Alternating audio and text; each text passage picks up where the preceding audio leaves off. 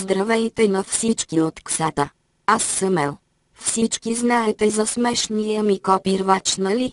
За пореден път разбирам колко жалки хора има. Но нали знаете, аз съм един и никой не може да бъде като мен. Като гледам Ксата, наистина се е напълнил само с деца, а някои хора много ги съжалявам.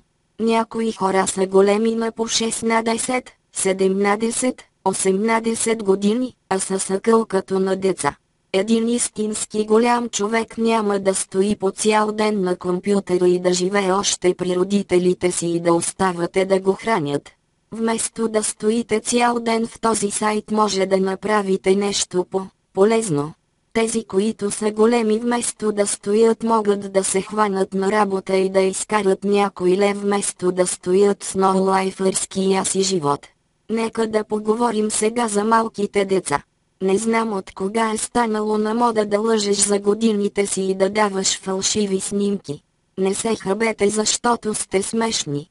Един истински човек, който харесва себе си на външен вид, никога не би дал фалшива снимка.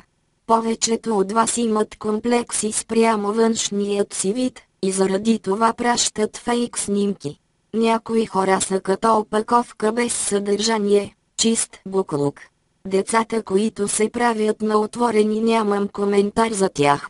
На един шамар живот са, но за тях е важното другите да ги мислят за готини в Ксата. Не забравяйте. Бъдете истински. Това беше от мен. Ел. Чао.